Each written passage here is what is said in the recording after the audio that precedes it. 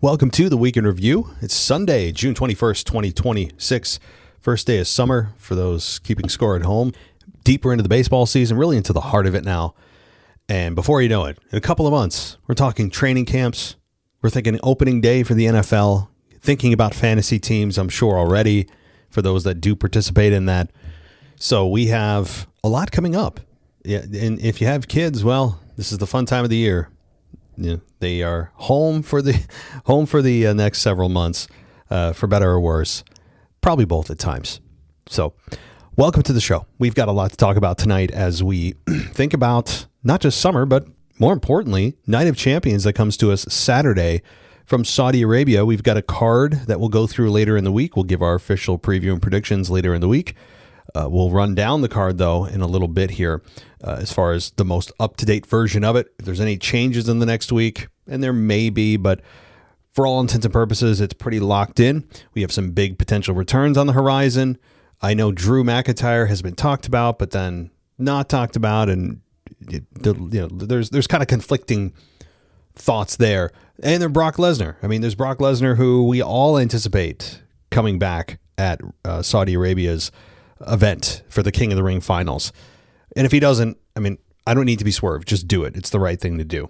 So beyond that, we're going to talk about the Weekend Review, most importantly, because that's the name of this show. We're going to go through everything at a high level of what happened this week. A lot of focus on SmackDown. And if you want a full SmackDown review, you can check out Amanda's review that she did last night. And she did an excellent job covering the play-by-play for SmackDown, and we'll get to that. But first, a little bit of side news in wrestling. Jim Ross has apparently sustained another fall. He's been in the hospital for 22 days, and it happened after Double or Nothing. He seems to be okay, but the fact that he's in the hospital for this long is a bit concerning, and he's not a young guy. He's in his 70s now, and every time you turn around and see something about Jim Ross, it's never good, usually, from a health perspective. I know he had skin cancer, and he has been in remission with that, but he has taken several falls over the last few years. This one seems to be the most scary and the most substantial because he's been in the hospital for 3 weeks. But there was a picture posted of him. I don't know if it's his daughter or his niece. I'm not sure. But there is a wellness check. He is alive. But I just wanted to report that to you. If you're a Jim Ross follower or fan, or maybe didn't know, he has at least posted, which means he's doing better. If you have the wherewithal to post and you're in the hospital, that means, again, that things are looking up. But Mother Nature eventually is going to take its course. I mean, and I don't mean that to be funny or malicious. As you get older, you just kind of accept life as it is sometimes, or if you don't, you'll be forced to. And that is that people in their 70s, and if you're in your 40s, your parents are probably in their 70s, and you just kind of look at it and go, like, time's coming, I'm not trying to be a downer, but it's a realization I've had over the last 5 years or so where I'm looking at it like, hey, yeah, I mean, it's not a fun reality, but it is one that we all will have to face with our parents, if you're lucky enough to have them still. So, all right, well, that's not what we're here to talk about. We're here to talk about wrestling. So let's bring it back up quickly, and let's get to the match card for Saudi. And again, this is not a prediction show, but I wanted to give it to you so that we can have the latest update and use this as kind of a foundation for everything we'll be talking about today. So here's the card as it stands. So first of all, the start time, 1 o'clock Eastern time, 10 o'clock a.m. Pacific. It's on the beloved ESPN app and on Netflix if you're international. So you get to have those just amazing, feel-good 4-minute ad blocks after you've already paid $30 to have the goddamn app. So the card is Seth Rollins and Braun Breaker in a steel cage. Tiffany Stratton versus Jade Cargill for the Women's Championship, Women's U.S. Championship, that is. Trick Williams versus Ricky Saints for the United States Championship. The Queen of the Ring final, Iyo Sky versus Liv Morgan. King of the Ring final, Oba Femi versus, Jey Uso. And then the Undisputed Championship match, the main event, Cody Rhodes versus Gunther versus Sami Zayn. So Sami Zayn back in the picture for the time being anyway. And I have to say, I really like this. Putting aside, and it is difficult at times to put aside my personal feelings about pretty much everything he believes outside of wrestling, looking at it through a very narrow scope, which is what I'll do. It's really good to see Sami Zayn in the title picture. He adds a flavor to this title picture that is much needed. We've seen Cody Rhodes and Gunther many times now. They're good together, but you need that additional layer. And dare I say, he's the most interesting guy in this match. Yes, even after Gunther was the victor in John Cena's retirement match, you have Cody Rhodes, who is just objectively a boring champion. Not a bad champion, just boring. He has been booked insanely flat through both of his runs, not just the latest run. Just kind of there, ho-hum. And Sami Zayn, who has recently turned into a heel, but yet wears the shirt that says he's the last good guy, real good guy, and it has had a really nice, I guess, evolution into darkness. He's a fun character to watch. The way that his mind works as a heel is just so interesting to peel back how he's justifying what he's doing and why he's doing it and why he feels that he's not the villain here. You can almost kind of sympathize with him, but then you realize, nah, through all that, he's still just being a whiny little brat. It's fun to see him. And on top of that, he's really, really good in the ring. So I think Sami Zayn has finally put his character together completely. We've seen a heel Sami Zayn before, and he's been a babyface for the last, 5-6 years? And now it's back to the darkness, and it's a different kind of heel version of himself, and he's reinvented it, and it's great. I love this version of Sami, and putting him in this title match is by far and away the most interesting decision they could have made. And dare I say, Sami Zayn could become champion here for the first time ever. Sami Zayn as a world champion? It's really crazy that it hasn't happened already. But I would say that there's a very, very good chance Sami Zayn wins here. And I think, to be honest, he should. Do I think he will? Again, I'll leave that for my prediction show. But I don't know, because you have SummerSlam coming up. Does WWE dare have a title match headlined without Cody Rhodes and take a gamble on Sami? I say yes. But let's get to the SmackDown show here in a little bit of detail.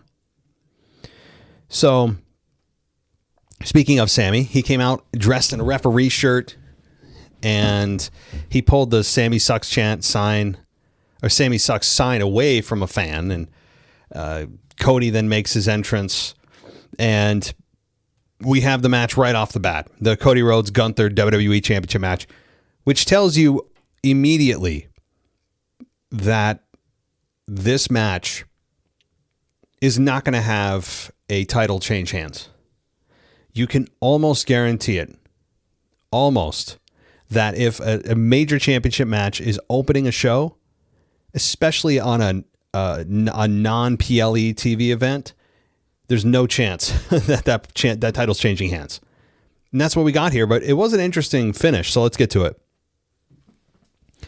Tessitore, though, to be fair, he did mention that Triple H beat The Rock to retain the championship and noted that Shawn Michaels was one of the great guest referees. He was, and really a match that I may review sometime. It still has such a lasting impact to me. I don't know why. It's one of those sneaky matches that it wasn't on a PLE. It was on a SmackDown, one of the first SmackDowns, and it was headlined by The Rock versus Triple H for the championship, and Shawn Michaels was the referee, and he ended up sweet chin musicking, is that a verb? I guess it is now, The Rock, and screwing him, allowing Triple H to retain. But neither here nor there. That's 27 years ago. So the match went 11 minutes for the first time because it ended with Zayn making a fast 3 count to give Cody the victory and have him retain. After the match, SmackDown GM Nick Aldis was on the stage. He yelled at Zayn and went backstage. Gunther then tried to tell Nicoltas, hey, no, this isn't going to work out this way. I got screwed.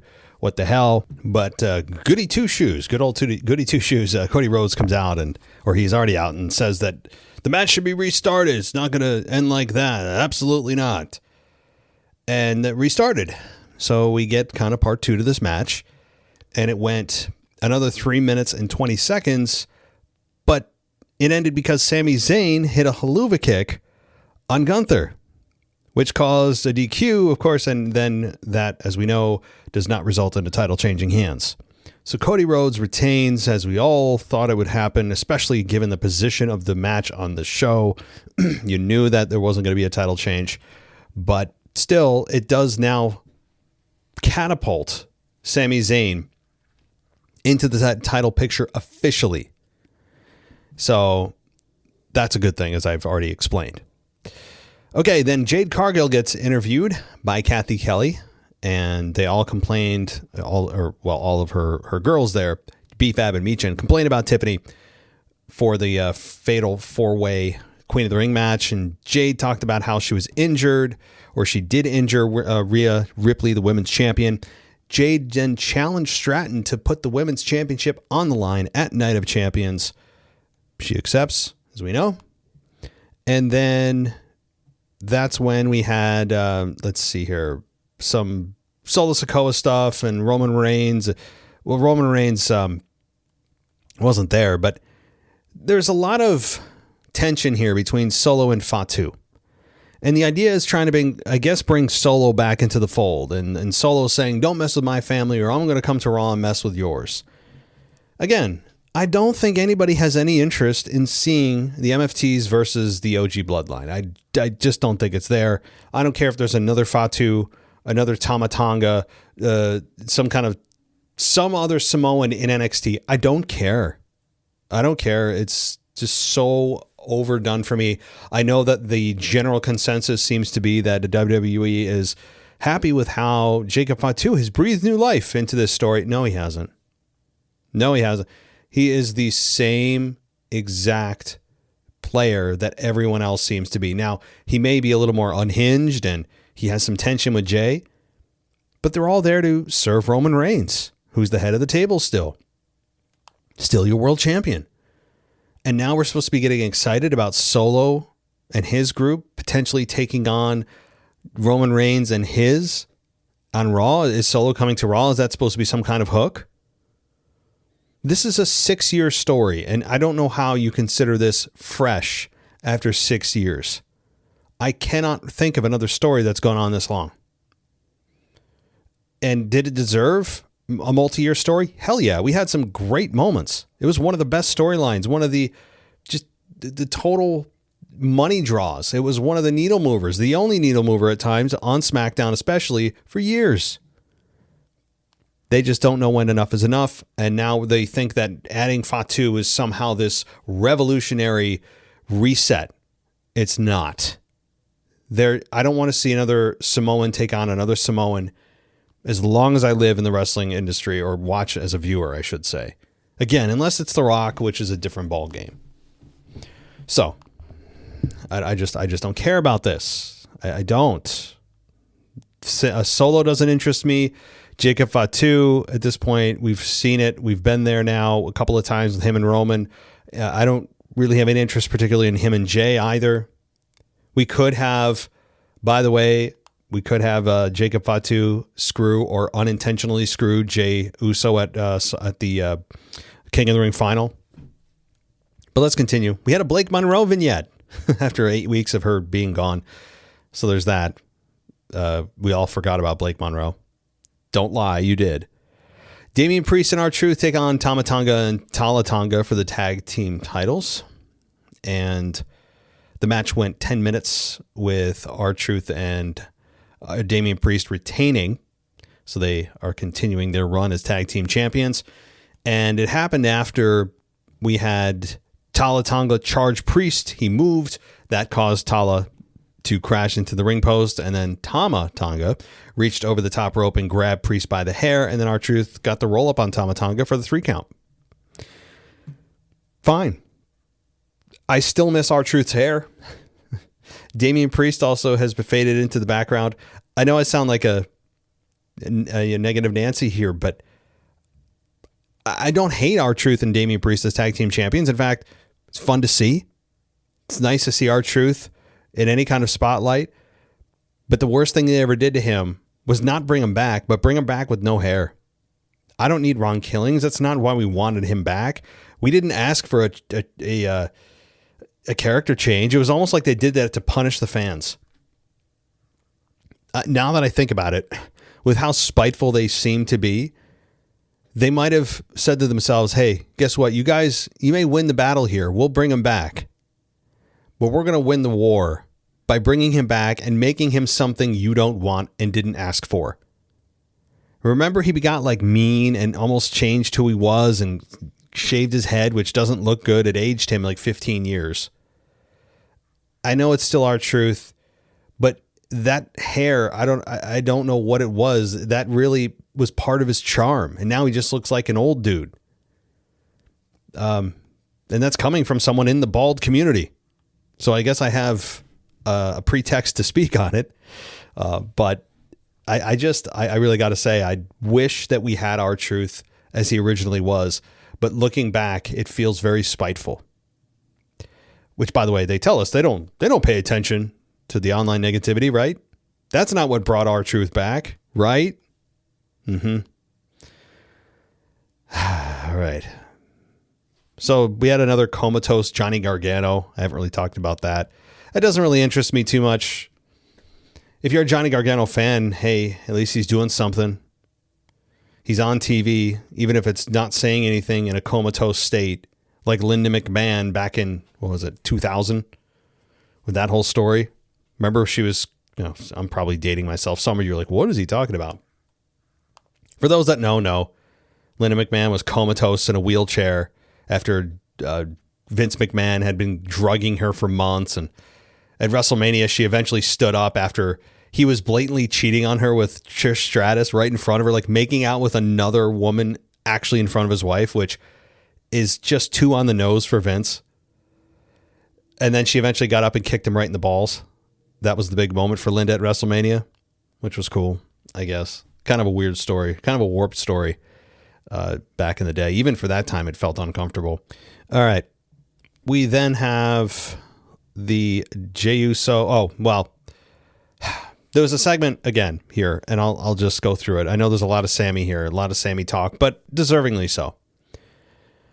So we then had Nick Aldis show up. He took exception to Zayn using the quick count as the ref, and Zayn said he called it down the middle until Gunther powerbombed him, and Aldis said Zayn put his hands on Gunther, and then Zayn assumed that Aldis thought he was going to screw over Cody, who should be thanking him for still being champion. And Zayn said he didn't ask to be involved in any of this, but he wasn't going away that easily. Again, just some great mind Jedi stuff here by Zayn, whether he's purposely doing this or not. He's saying he doesn't want to be involved, but every time he turns around, he's making comments to Cody backstage, which is how this all started. And he doesn't want to be involved, but yet he finds himself involved. And it's just good stuff. It just is. It's very clever, very clever. So we have then Jey Uso fire up as he looked into the camera and spoke about his match and blazing past Javon Evans to get to the finals. He said he would face Cody Rhodes for the championship. And Javon Evans clapped as he came in the picture, and Evans said Jey was overlooking him, but he's a big fan of Jey. And that was pretty much it. Evans told him to watch himself.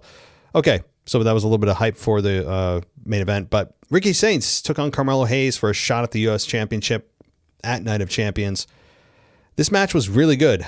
14 minutes with Ricky Saints victorious after hitting hitting his finish, and although the finish was weird, he hit his finish, but the turnbuckle being exposed, he kicked Hayes. I mean, Saints kicked Hayes into the corner. His head hit the exposed turnbuckle, although it didn't really look that great. And Saints covered Hayes to get the victory. And up until that point, I thought it was really good. I'm not going to backtrack on my analysis. I did enjoy the match. 14 minutes of these two. It is a perfect kind of microcosm of what today's wrestling is. Smaller guys, more athletic, gymnastic style presentation. That's just what it is, for better or worse. And they did a nice job. Carmelo Hayes, though, has been getting a bit of the shaft as of late. They take the belt off of him directly before WrestleMania. You don't see him for several weeks after WrestleMania. You're wondering about his status. They bring him back just to lose. Carmelo Hayes is in a weird funk right now. I know Ricky Saints is the new guy on the block. You need to give him some momentum. But do you really need to do it at Carmelo Hayes' expense? That's up for debate, I think. But Ricky Saints does get the victory. 14-minute match. Still really good, despite kind of, for me, a little bit of a weird finish. And we move on. All right. We have then some backstage interview with Charlotte Flair at our Queen of the Ring semifinal match.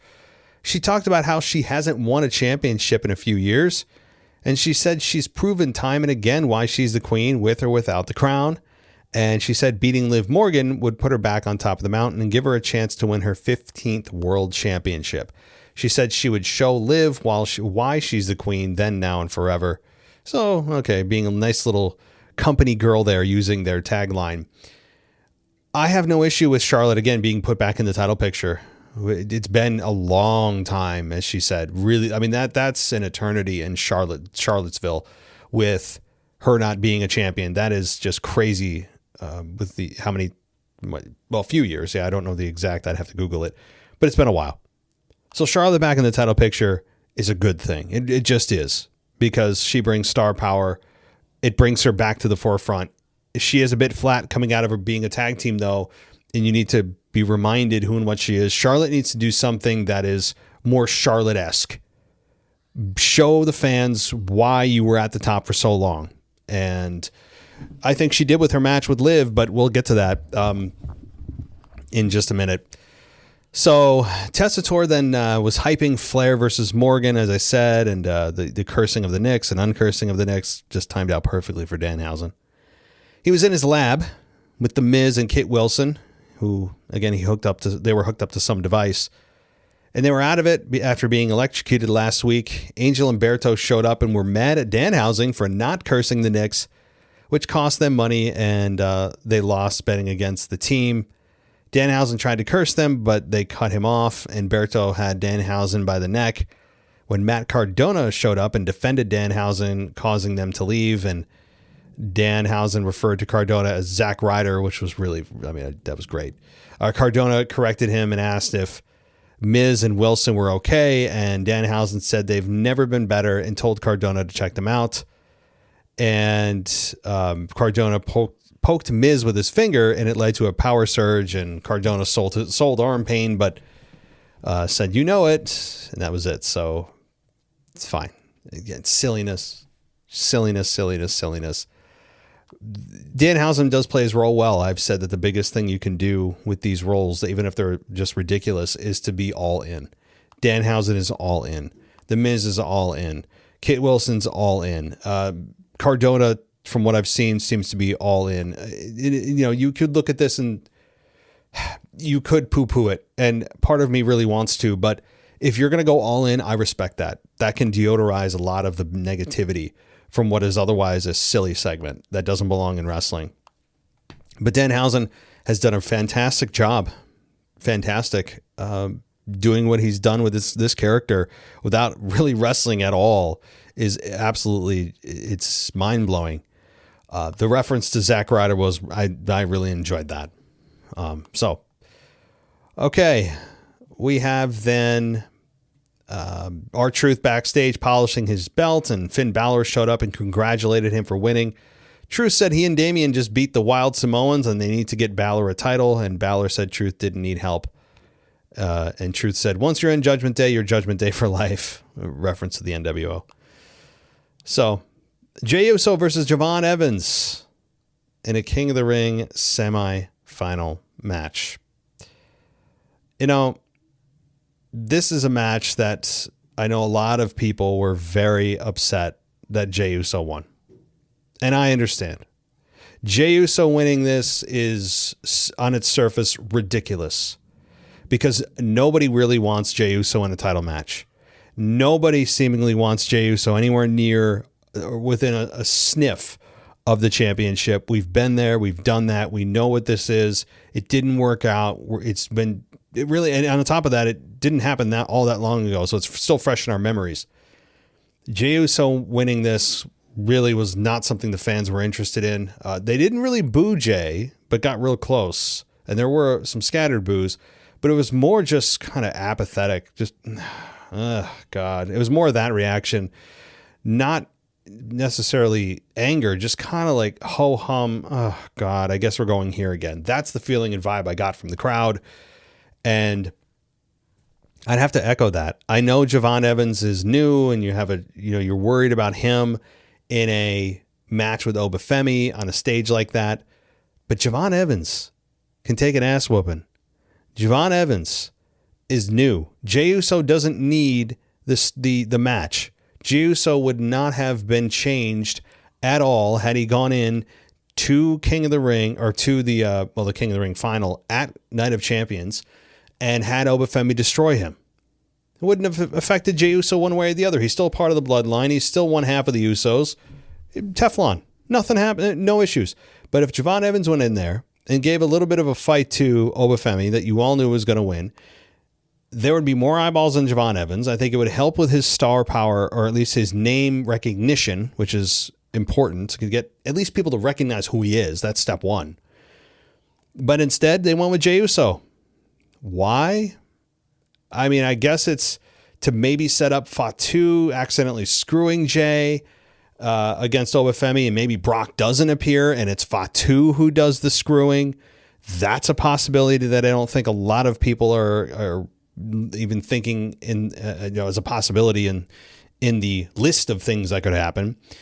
But if not, and it's just about Brock Lesnar who's going to come in and screw Oba Femi, which we all expect to happen, then that could have happened with Javon Evans. That could have happened with Javon. But then the question is, what do you do? Well, I don't know, give him a title shot. No, you don't have him win. But okay, fine, give him a title shot. Javon Evans versus Roman Reigns. How fun would that be? Javon Evans versus Cody Rhodes. Again, he doesn't win. That's not even on the table. But to put him in that position, a young guy like that, I have no idea. Like Jey Uso, I guess it's, what are they going to do with Roman? What if Jey chooses Roman and Jey wins because Brock screwed Oba Femi? Okay, cool. Jey Uso takes on Roman Reigns again.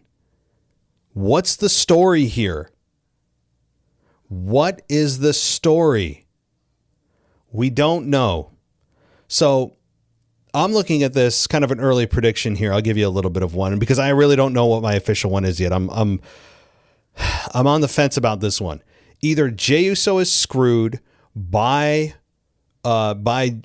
Jacob Fatu. Brock doesn't even appear, which I'm leaning more towards than the actual obvious solution, which is Brock Lesnar coming in and screwing Oba Femi, and then Jey Uso gets a championship match either against against Roman or Cody. Assuming Cody retains his championship, which we all, I think, would happen. But they did tease the fact that Jey could also face Sami on SmackDown when Jey and Sami went face to face. So that could be interesting. Jey and Sami actually is much more interesting to me than Jey and Roman by a long shot. And having Cody drop the belt, I would have that happen again. I wouldn't have Roman drop it.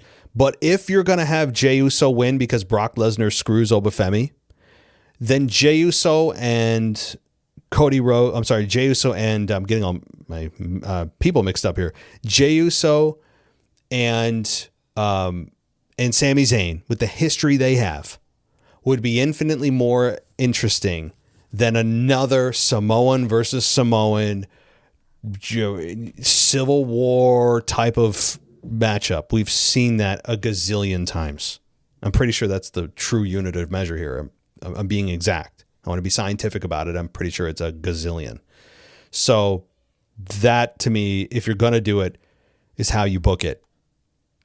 Because everybody and their mother is expecting Brock Lesnar to come and screw Oba Femi. And even Oba Femi's expecting it. So if I had the magic wand, I would have exactly what I talked about happen. Because you would have Sami versus Jey. The only concern with that, and this is all the possibilities you got to think about. Okay, fine. Jey wins. But imagine the crowd's reaction. If you want to turn Jey heel, that's a good way to do it. But here's the problem. Sami's also on a great trajectory as a heel. And what are the fans going to do if Sami versus Jey, where both are heel, kind of freshly heel, what do you do? What do the fans do? And to WWE, is that really a SummerSlam main event to WWE? No. To them, no. To the fans, I think it's somewhat interesting. Other than the one fly in the ointment of, okay, they're both kind of heel. I don't know what to do here. The fans are going to be conflicted. We really don't like either of you guys. Sami's, been on this nice downward spiral steadily. Jey Uso is in a position that none of us want him to be in again. So we're going to boo him. What do we do? So on that, I may have talked myself. See all the craziness here? That's what's great about this. In a way, that's what brings you back to pro wrestling. There's so many possibilities and domino effect of you do this, then that. But what about that person if they don't do this? And you could drive yourself crazy. And I just did it live here on air. So all that circle of logic, where do I land? Well, you have to tune in later this week. Because the truth of it is, I just don't know. I'm not trying to bait you guys into listen to my show and download numbers. And no, I genuinely have to think about this. I really don't know. And I think Monday Night Raw may help me make my decision of where they may be going. Does Brock maybe show up there? Because everybody knows, and WWE knows that they know that we know that they know that Brock is going to appear at Night of Champions, or at least that's the assumption. So it wouldn't be a surprise. And maybe they take the safe road. But you could also have Oba Femi win and have him go to the championship match. That's where Brock screws him. But that's at SummerSlam, so you can't have that happen. Because then Brock may not... if you're planning on retiring Brock at SummerSlam, you can't do it there. You see what I mean? Because it's too late if that's truly how far you're going to go. So a lot of moving parts. See, booking's not easy. It's not easy, but all right, there you go. Whew. All right, so let's see. Oh, the one thing about Liv Morgan, I had to say. All right, so we had hold on. Do I want to talk about Alexa Bliss right now, or rather Brie and Paige? I don't want to get into the Bellas. There was a promo video aired for Brie and Paige. They were in some kind of promo video. I did see this and I did click out of it because I just could not handle watching Brie Bella in any capacity. But let's move on. I won't even get into it. It's not worth it. Not worth my time. I just, you know how I feel about the Bellas, which I feel bad for Paige in. Paige needs to be a single star. End of story. Get her out of that toxic tag team division, or at least toxic Bella tag team. Okay. Liv Morgan and Charlotte Flair. I enjoyed the match. I enjoyed the fact that Jade Cargill attacked Charlotte, attacked the knee. That gave Charlotte instant sympathy from the crowd. That's what you want if you're trying to keep Charlotte a sympathetic character. So good thinking there. And having somebody attack a body part, that's good. That's something that I don't think we see often enough and have it sold often enough. So that was good. And it also gave Charlotte an out for losing the match the way she did by tapping out.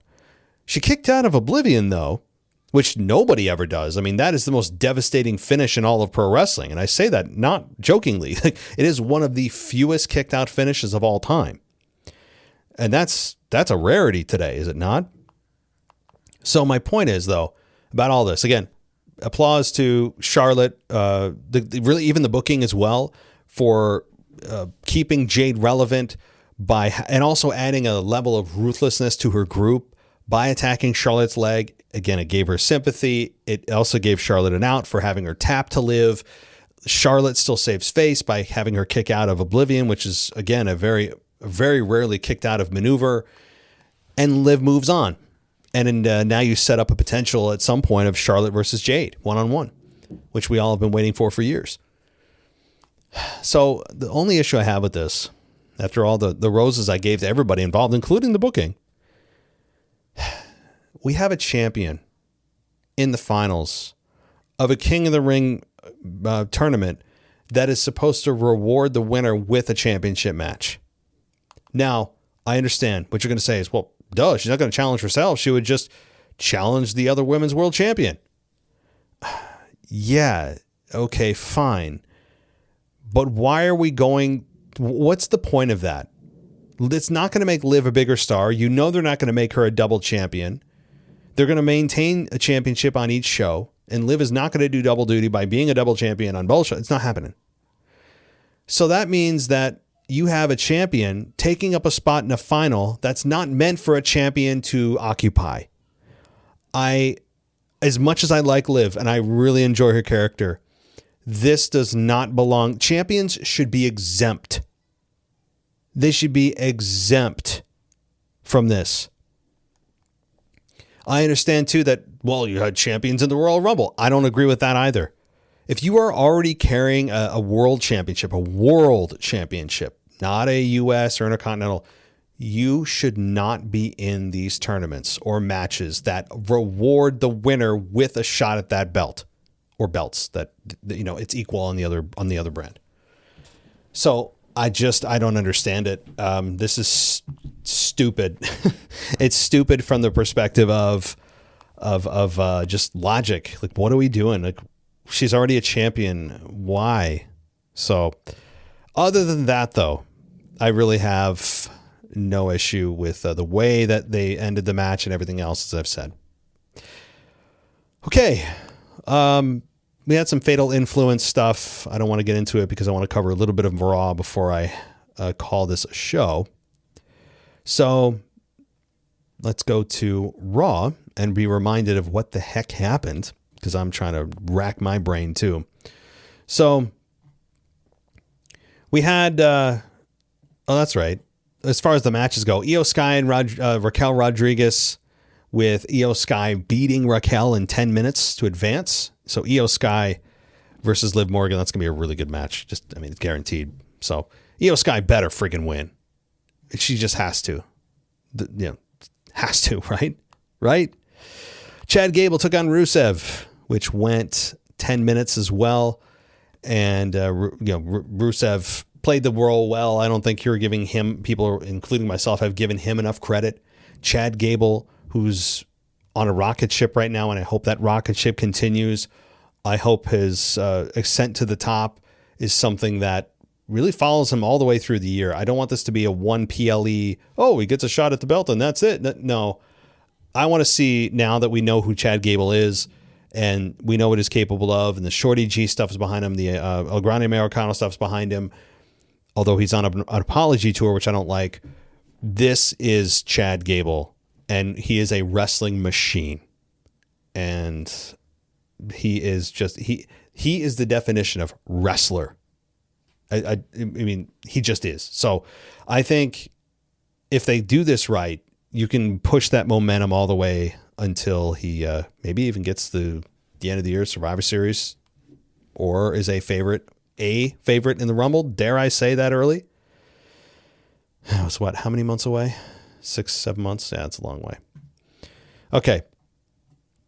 We had some Fatu stuff and Roman Reigns tension with Jey again. I don't want to go through that. I've spent too much time talking about that story.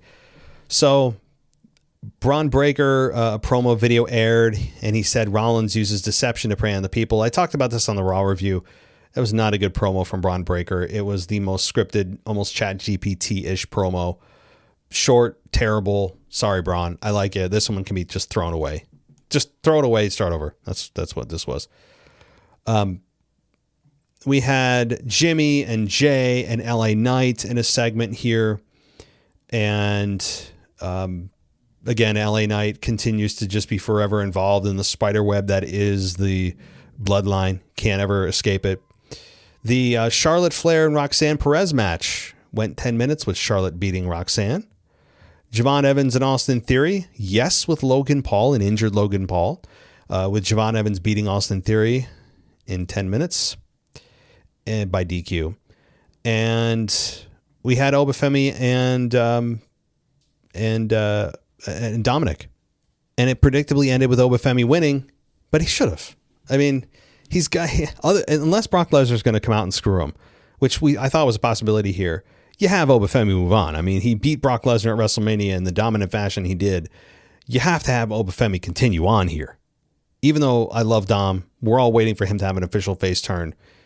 They teased it, brought it back, teased it, brought it back. He's still a heel, but people love to hate him at this point. It's not a true hatred. It's just, man, we love you. We can't wait for you to turn, but we'll still boo you right now. That's the feeling I get with Dom, but people are ready. This match, though, was fine. We had Oba Femi dominant. He talked about Brock Lesnar at the end of the show because we all thought, and he thought, and they thought, and we thought it's going to happen. And I just hope, I really hope that it's Brock Lesnar, Oba Femi at the main event show at Madison Square Garden, and it's not at SummerSlam. I just, if they're going to truly end Brock's career at SummerSlam in Minneapolis, which is very poetic, to me, it still should be Gunther. It still should be, because that match needs to happen. I mean, if you're going to have Brock Lesnar here and you have a series of matches, 3 of them are now with Oba Femi. Can we just have a little bit of variety here before he goes out and give Gunther that massive notch on his belt to say he also retired Brock Lesnar? Why not? That would be a much bigger way to continue to build Gunther than have Oba Femi win. I really don't think to me, the benefit of having Gunther say he retired Brock is a bigger get and a bigger net positive than, yes, even having Oba Femi beat Brock Lesnar in the rubber match, if that's the third match and the final match for Brock Lesnar. So that's just my take. I know you can make a case for the other side too. You could say, well, Oba Femi needs no, he doesn't. I really don't think he needs the momentum. People are behind him. It's the real deal. Oba Femi is the real deal. All right. So I'll stop there. Again, I don't cover every little nook and cranny of the show. There's just too much to get to, but I hope you enjoyed this. I've got a big week ahead with wrestling. So do you. If you are looking ahead to Night of Champions, it's on a Saturday. So we're back to the Saturday PLEs, although it's a weird time, 1 o'clock Eastern time, 10 o'clock Pacific. If you're in the United States, if you're overseas, then hey, you get an afternoon or a evening PLE, as the PLEs are normally here. So enjoy that. If you are attending, if anybody's attending, I don't know if anybody is, but if you are, send me notes, mailbag@wwepodcast.com.